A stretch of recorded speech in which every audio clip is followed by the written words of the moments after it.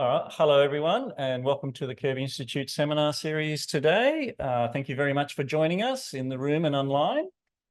So my name is Richard Gray. I'm the head of the Mathematical Epidemiology and Evaluation Research Group within the Surveillance Evaluation and Research Program at the Kirby Institute. I'd like to begin the seminar by acknowledging the traditional custodians of the land we're on, the Bidjigal people of the Eora Nation, and pay my respects to elders past and present, and extend that acknowledgement and respect to any Aboriginal or Torres Strait Islander peoples joining us today. Just some housekeeping to start off with, which I forgot last week. So just to let everyone know that this format is that will be a presentation by our speaker first, and then we'll have a Q&A session after that. For those people online, you can ask questions throughout the seminar using the Zoom Q&A feature at the bottom of the screen. Otherwise, for people in the audience, there'll be some microphones at the end of the presentation for you to ask questions. So to start with, I will now introduce our speaker to get the seminar underway. And our speaker today is Joyce Wu. So Joyce is a PhD student in her final frantic months of her thesis writing at the moment. So she's very close to finishing. But Joyce is a Scientia PhD student within our program. She actually started a PhD remotely in Taiwan during the dark days of COVID in 2020, and then managed to come to Australia and join us at the Kirby in 2021. She came here from the University of Cheng Kung in Taiwan, and she's actually had a rich experience before starting a PhD in the field of HIV PrEP, where she's done quite a lot of research work there and also a lot of community engagement in HIV PrEP. And she's actually a member of the PrEP Guidelines Working Group in Taiwan for that. But today she's actually going to be talking about a PhD work, and that PhD work focuses on Hep C modelling to understand the potential impact of point-of-care testing and other simplified diagnostics. And her work aims to inform policymaking and I guess is aimed to look at achieving HCV elimination targets and goals. And so I'll leave it to Joyce to tell us all about it today. Thank you, Joyce. Hello, everyone. Thank you for joining today's seminar, and thanks for Richard's introduction. And I'm Joyce Wu.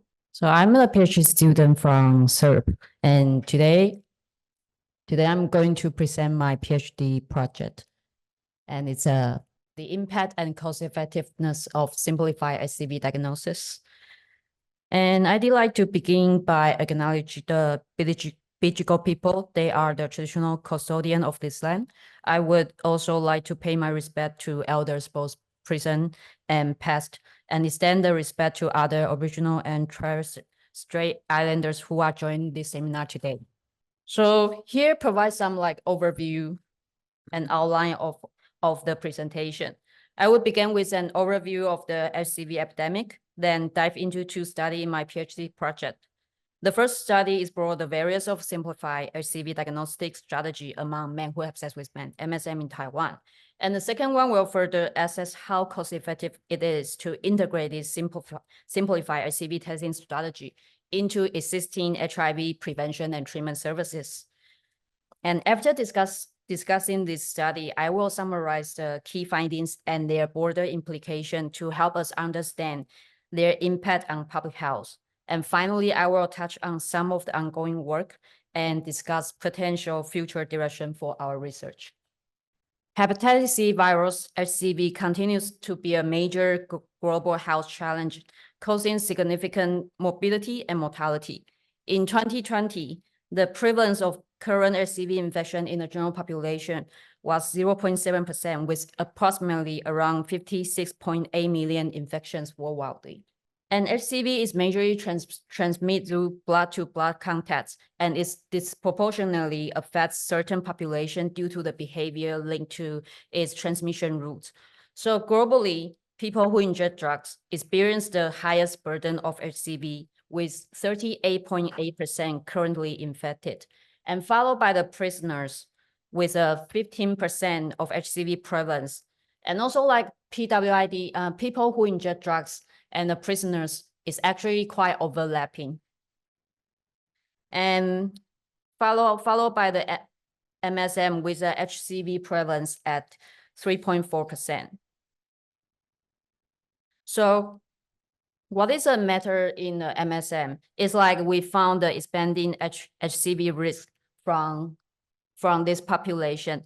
Since the early 2000s, HCV has emerged as a sexually transmitted infection among MSM.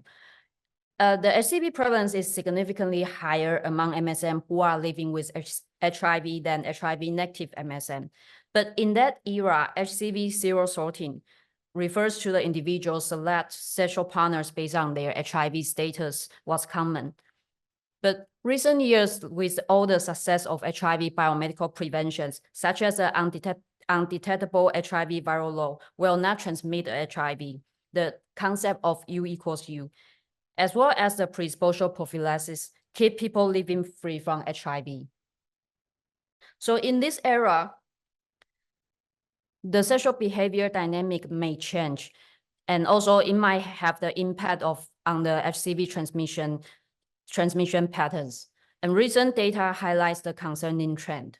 Among MSM who use PrEP, the incidence of HCV is high, reaching up to 14.8 per 1,000 person years. While expanding HCV risk among MSM, the current approach to HCV prevention, which heavily focus on MSM living with HIV only, this may miss the opportunity to control the overall burden of HCV within the MSM community. So WHO has set the target to eliminate hepatitis C as a public health threat by 2030, aiming for a 90% reduction in new chronic hepatitis C cases and a 65% reduction in related death. Achieving these targets will require the diagnosing 90% of the people living with HCV and treating 80% of those diagnosed. The elimination of hepatitis C is an ambitious goal, but with a highly effective and well-tolerated direct-acting antiviral DAA treatments, it could be achieved. But the challenge remains. The assessing diagnosis and treatment remains a long journey. It is potentially require up to 5 visits to receive a diagnosis. This complicates current HCV diagnosis is a barrier to effective care. So in order to overcome these barriers to HCV testing and treatment, WHO recommends simplifying the HCV diagnosis process through the point of care testing or reflex RNA testing, and as well as simplifying the service delivery by decentralized or integrating and tech sharing the services to ensure expanding testing and effective care. My aim of the PhD project is to develop a mathematical model to evaluate the impact and health economic benefits of the simplified HCV diagnostic strategy among the key population. And there is 3 studies in my PhD project. For the study 1 and 2, we focus on the MSM in Taiwan to explore the impact and cost effectiveness of HCV testing along or coupling with the integrated services. And we have further adapted the model to evaluate the National Australian Hepatitis C point of care testing program in study 3, which is ongoing, so I won't share the details here. However, stay tuned. Once the results are ready to be made public, I'm excited to share with you all. So let's jump into the HCV epidemic in Taiwan among the MSM. We choose Taiwanese MSM as our key population. The first thing is because I work in HIV prevention for a couple of years. So I'm kind of like very familiar with the community and all the epidemic together. But the major reason is because the MSM in Taiwan, they face a higher burden of HCV with a 3.5% of HCV prevalence compared to the global level and other countries in the Western Pacific regions. And secondly, the evidence suggests there is about 20% of MSM on PrEP report sexualized drug use in the past year in Taiwan, which is a risk factor associated with a HCV infection. And PrEP became available since 2016 in Taiwan. It is estimated 2,000 to 4,000 MSM are currently on PrEP. So PrEP users access to PrEP project majorly through the CDC PrEP program. But although like we try so hard to recommending the HCV testing in our PrEP guideline, the Taiwan CDC PrEP project doesn't reimburse the HCV testing for the individual access into the PrEP program. Moreover, ongoing increasing trend of HCV instances among MSM living with HIV between 2011 to 2018. And with the potential sexual dynamic change due to the HIV biomedical preventions, providing testing to MSM regardless of HIV status may be an opportunity to prevent the ongoing HCV epidemic among MSM in Taiwan. Okay. Let's jump into the black box here. This is the simplified HCV testing model we developed. And this is there has a 3-dimension. So that's starting from the population group.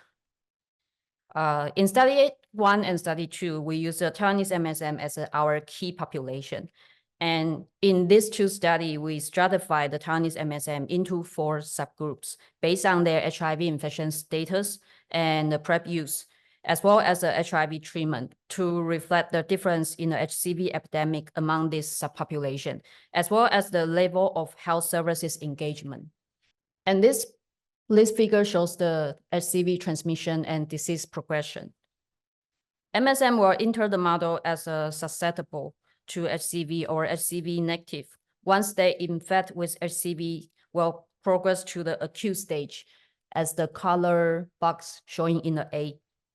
And from there, they will either spontaneously clear the virus or continues to progress through liver fibrosis stage from F0 to F4 and further progress to advanced liver disease stage, including the decompensated cirrhosis, the DC stage, and the liver cancer SCC stage, and liver failure, which may require the liver transplant, LF stage, and post-liver transplant, PLF stage. So individual in stage F3 and F4 and with the advanced liver fibrosis stage, they can continue to progress in liver fibrosis stage even after being cured from HCV. Those who are cured or who have spontaneously cleared the virus will move into the white box corresponding to their stage of liver fibrosis. And these individuals assist the model with a standard death rate. And additional HCV-related death rate will assign to those in the advanced liver fibrosis stage. So in each liver fibrosis stage, they can transition from being undiagnosed to entering HCV care, except involves receiving a testing, initiation treatment, and also either being cured from HCV or experiencing treatment failure, then reinfecting, reinitiation treatment, and potentially getting HCV reinfection. So the orange line here shows the where the testing strategy may impact the care cascade. This model is open access under the MIT license. So if you are interested in learning more about nitty-gritty technical details, you can check the Kirby's GitHub page. And let's jump back to the Taiwan's HCV care cascade. In Taiwan, we have the National Health Insurance, which covers more than 95% of Taiwanese citizens. And DAA is universal access as it has been covered for all HCV patients by the National Health Insurance Program since 2019. And since 2021, DAA can be prescribed without a referral to the hepatologist. So the hospital setting in Taiwan usually will have the laboratories co-locate in the same building. And so most of MSM, they seeking HIV prevention and treatment services in the hospital as well. But even with the co-locate settings, the accessing to HCV treatment still requires 3 visits Although it's simplified from the previous model, but it still remains a challenge for continued engagement in HCV care. Moreover, HIV-negative MSM, they are less likely to be tested for HCV. They tend to be less engaged in health services compared to the MSM living with HIV who are on treatment. So despite this, they are still at potential risk for HCV infections. Therefore, our first study aimed to explore the impact of various simplified HCV diagnostic strategy on the HCV epidemic among Taiwanese MSM, regardless their HIV status or PrEP use. And this study has been published on JIS in May. So in this study, the input parameters for our model were sourced from the literature and with a preference for data obtained from Taiwanese source. And we calibrate the model to reflect the demographic of MSM subpopulation and the dynamic of the HCV epidemic among Taiwanese MSM from 2004 to 2020, with projection up to 2030. On the left panel, you can see the model calibration for the population size. And on the right panel shows the calibration of HIV epidemic that includes the data on HIV prevalence, incidence, as well as the proportion of diagnosis HIV cases and the number of HIV diagnosed. The blue line represents the best estimate from our model simulation, and the surrounding band indicate the 95% percentile range for uncertainty. As for the black dot and black line, they present the point estimate and the 95% confidence interval from the real world data. So this calibration result shows that our model aligns well with the population size and key HIV indicators. And further, we calibrate our model with the HCV instance and prevalence among Taiwanese MSM. The left panel displays the calibration of HCV prevalence over time, and the right panel focuses on the incidence of HCV within the same population. As those figures shows the model calibration on the HCV epidemiology, and the model output fits the HCV instance among Taiwanese MSM in the real world pretty well. So our model project the HCV instance will keep increasing to 12.6 per 1,000 person years in 2030 under the current practice among the MSM living with HIV and diagnosis. And this slide shows the model scenarios. There are 4 scenarios considered in our model. We assume each simplified HCV testing strategy will replace the current HCV testing approach as a status quo scenario within the 2 years period from 2022 to beginning of 2024 to demonstrate the impact of systematic scale up. And the testing scenarios include the point of care HCV antibody testing, showing as a number 1 in the light blue color. It replaced current HCV antibody testing in the lab to on-site rapid antibody testing. And follow steps are as same as the current practice. So it will remain 3 visits for treatment initiation. And the second one is the dry blood spot testing. Dry blood testing is collect 1 sample and sent to the central lab to performing testing. It requires 2 visits for treatment initiation. And the third one is the clinical-based reflex RNA testing. This scenario is testing antibody on site and attempt another blood sample at the same visits for that base RNA testing. It also requires a 2 visit for treatment initiation. The last one is the point of care RNA testing. It only requires single visit for treatment initiation. So we project the impact of these testing strategies on the HCV epidemic among MSM from 2022 to the end of 2030. The efficacy for these testing scenarios on improving the diagnosis and treatment uptake was extracted from the meta-analysis on intervention to enhance HCV testing and treatment for HCV infections. This slide shows our results on the impact of simplified HCV testing strategy on the HCV instance among MSM.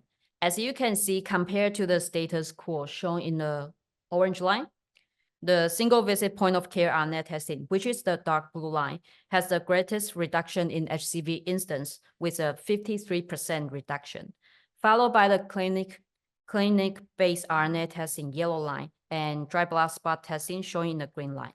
And the last one is a point of care antibody testing showing the sky blue line. So WHO aims to achieve HCV elimination by 2030, which refers to a 90% reduction in HCV instance by 2030 compared to the level of 2015. We further investigate whether this simplified HCV testing strategy can achieve the elimination among MSM population. It suggests with the ongoing increasing instance, none of the testing strategy can achieve elimination target. We found that all simplified HCV testing scenarios substantially improve the percentage of MSM diagnosis with HCV and treatment initiation and cure.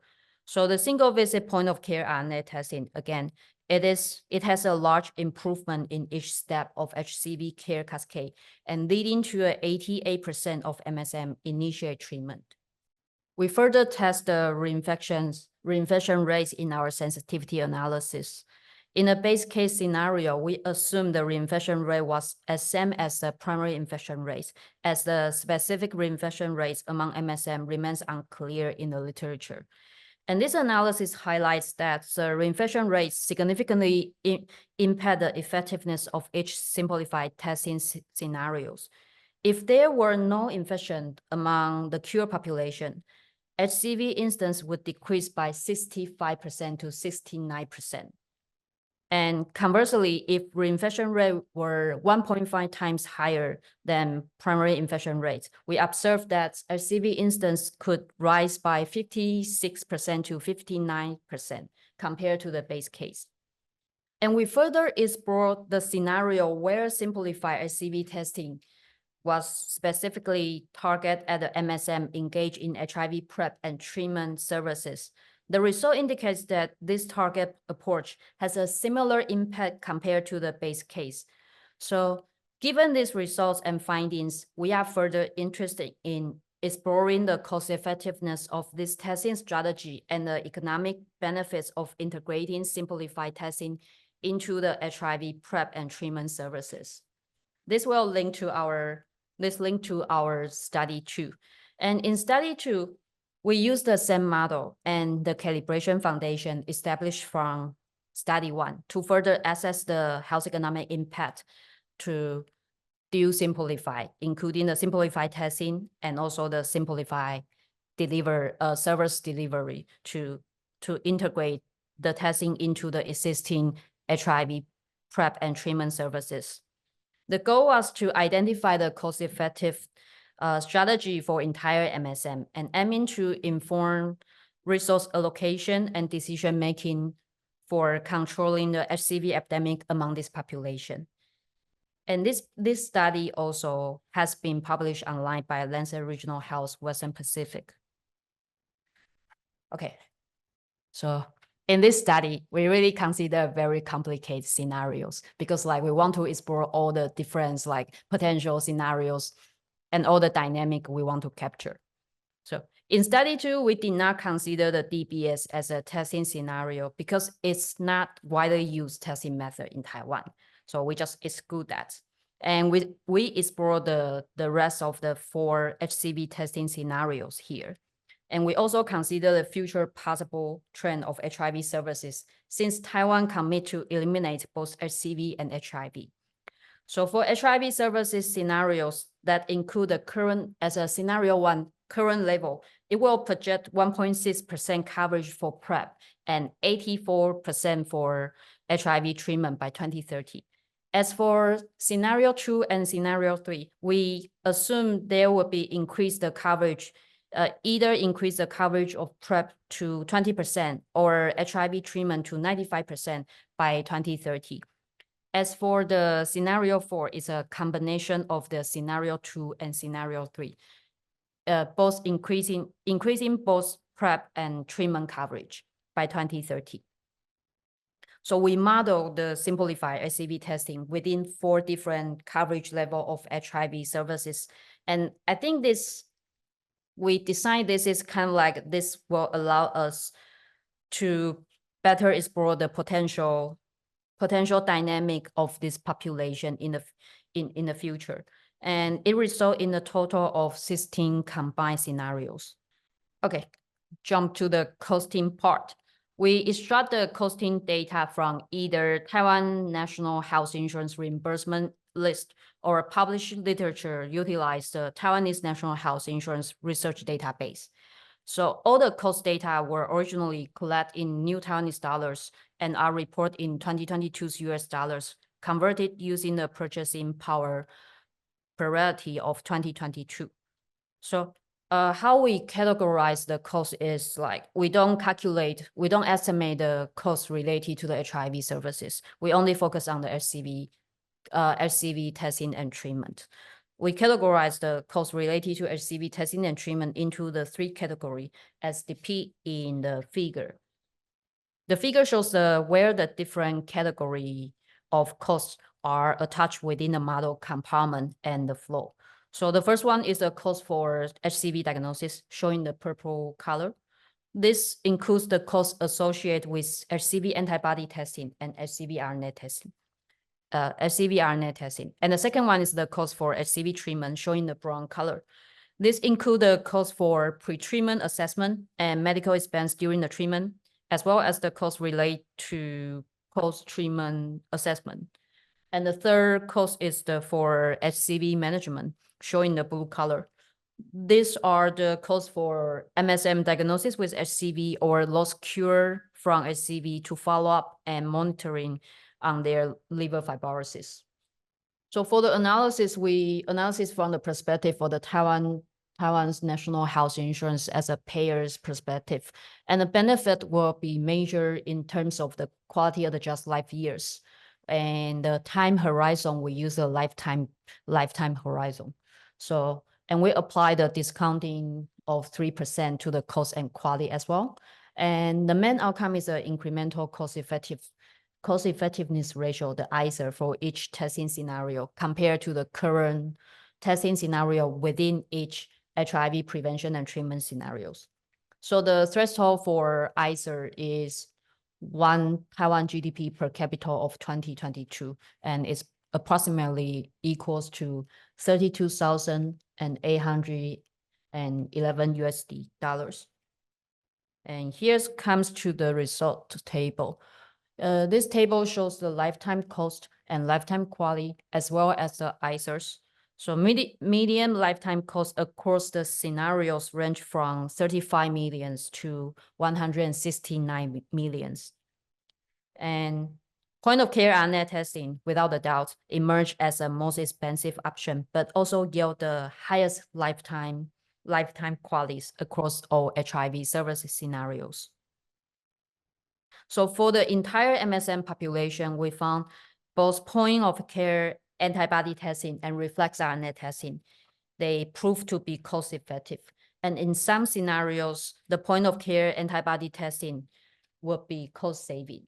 Although point of care RNA testing significantly reduced the HCV instance, making it the most impactful testing strategy, but it only remains cost effective when the coverage of PrEP and HIV treatment remain unchanged.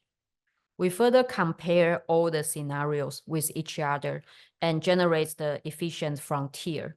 So on the graph, the y-axis is the lifetime cost in millions, and while the x-axis shows the lifetime qualities. There are 5 scenarios laying on the efficient frontier, indicating the most cost-effective combinations. That includes the point of care antibody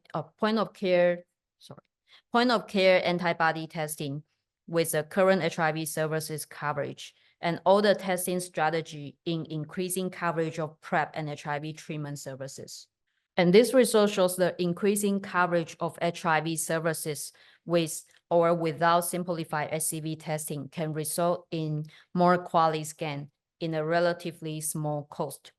So this may owe into the increasing HIV services will either keep people stay HIV negative or allowing more HIV undiagnosed individuals to initiate HIV treatment.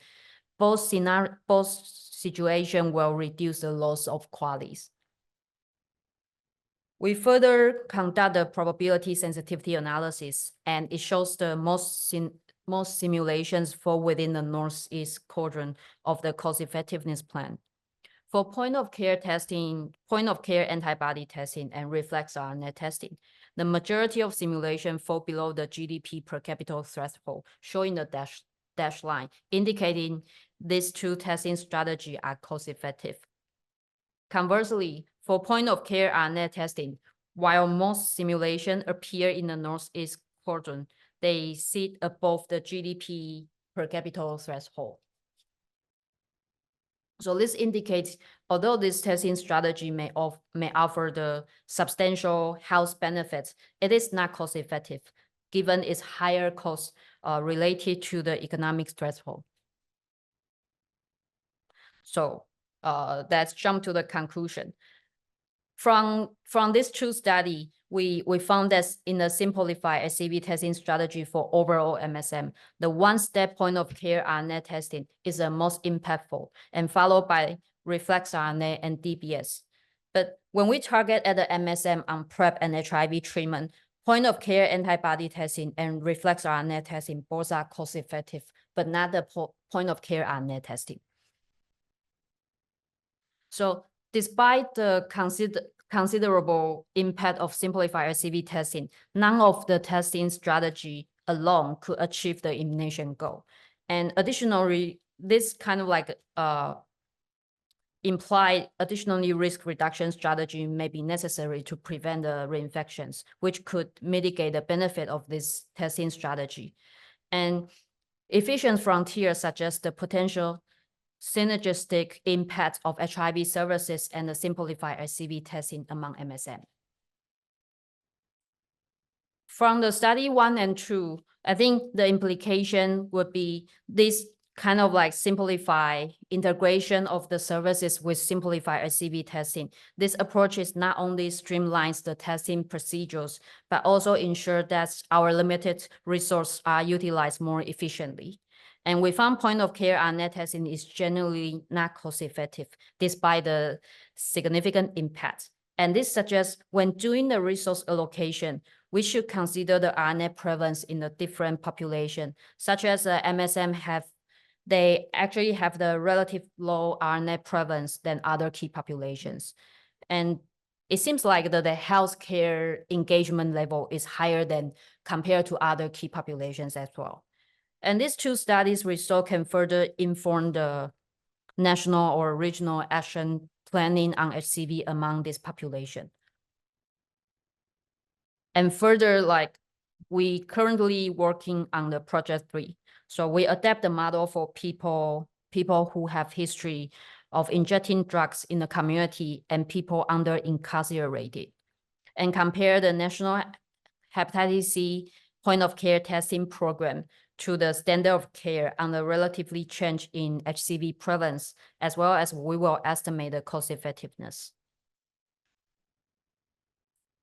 For the future direction, in the future, this model can be applied to various settings and populations, as well as to evaluate the different HCV interventions that impact the HCV care cascade. Additionally, we will further extend the model to more precisely capture the HCV care cascade among those who are reinfected HCV. So I would like to thank to my amazing supervisory team and colleague from Kirby Institute for their support, feedback, and information throughout the projects. I'm also very grateful for the data collect and provide by the National Australian Hepatitis C point-of-care testing program. Additionally, I appreciate the WHO office for providing the key information on HCV testing in this region. And my thanks also go to the expert from Taiwan who provided critical information on HCV policy and costing data. Thank you. Do we have any questions yet? Okay, thank you very much, Joyce, for your presentation. Fantastic work. Is any questions in the room or online? Just ask people to go to the microphone if they're in the room. And for people online, please enter your questions in the chat below on the Zoom. I was about to say I have a few questions, Joyce, but I probably should know the answers. Anyway, go Virginia. Thanks, Joyce. That was fantastic. And I know there's a lot of people around the world who are very excited to get their hands on your model. So congratulations. My question is around, I guess, what now? I'm thinking about the quality of life data and also the costing. It seems to me that in both of those areas, well, I'd like you to maybe say a bit more about the quality of life data and where you think the gaps currently lie, because my understanding is that is an area where there needs to be quite a some new data collected. The second area is around the costing.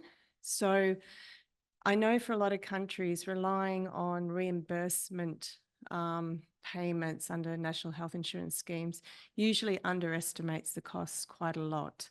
And health services complain quite a bit that they're not getting reimbursed adequately for these services. So potentially another area where we need more micro costings to give us more robust measures. So those two areas, I'd like to get your thoughts. Thank you. Thank you. Thank you, Virginia. I think that's a very precise questions because like for QALYs, we don't have the quality data for QALY in Taiwan, but I think for Taiwan Prep Team research project, they are currently working on that.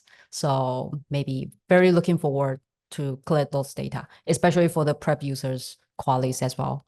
And as for the costing, I think Taiwan situation, I'm not familiar with the micro costing method.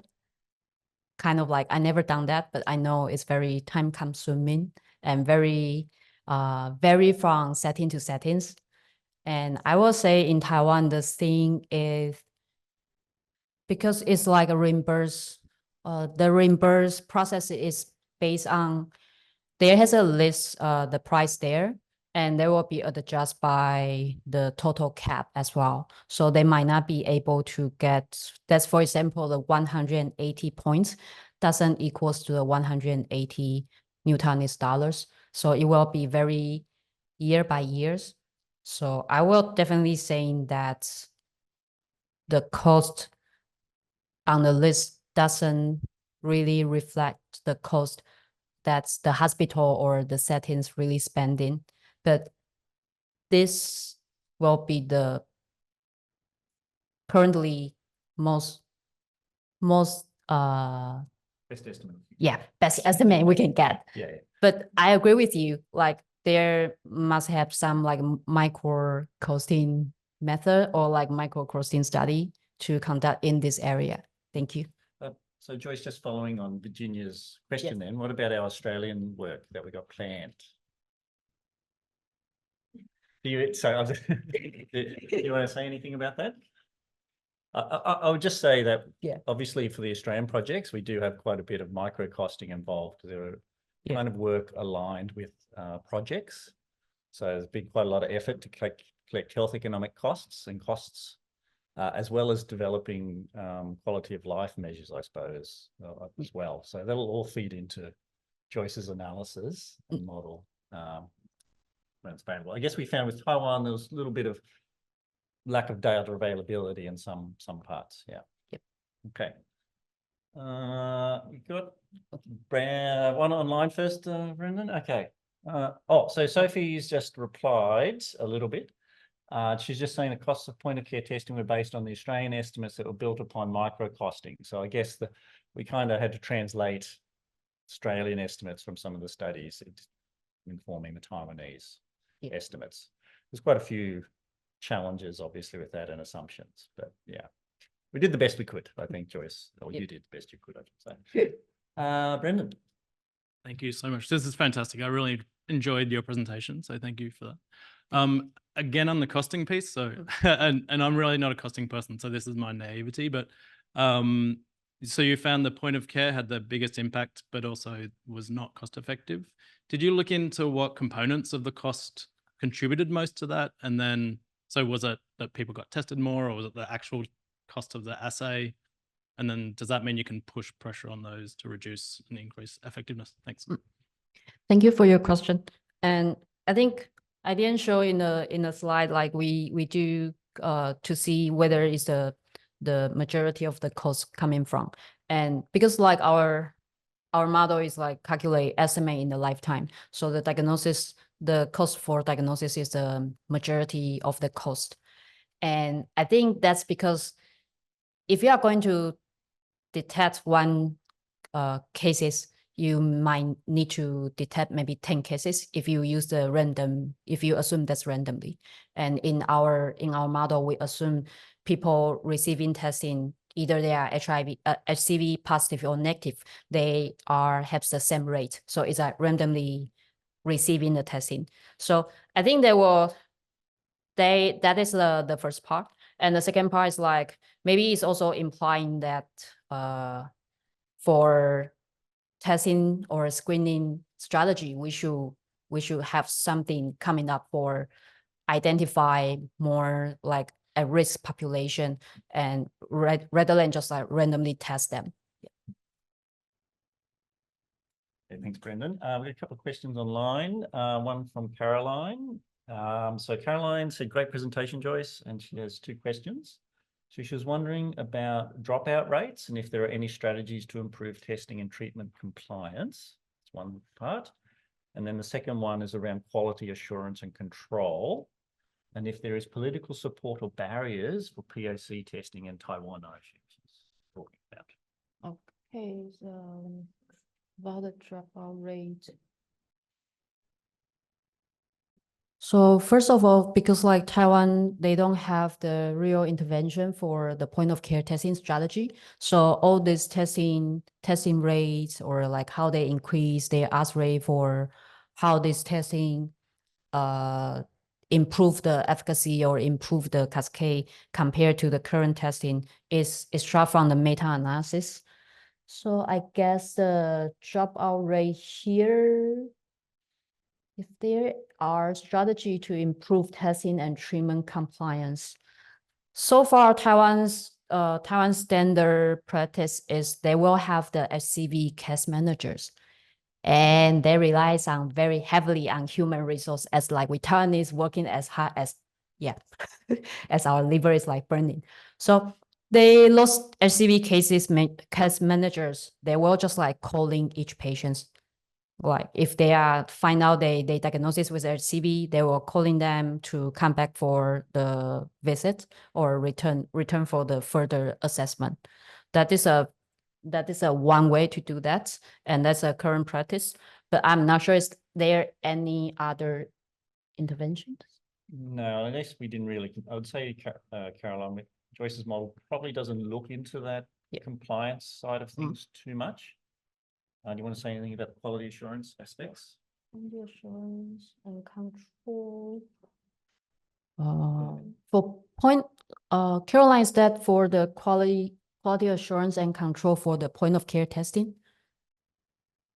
I think so, right? So the costing does include those aspects, but we didn't really directly. We don't really directly. Yeah, we didn't do directly with that. Maybe something. Is there? So what's the I guess political support in Taiwan about addressing the barriers? Has you got any information to say about that, Joyce? Like right now, that is a point of care testing and the conventional testing. There is actually kind of like political combat.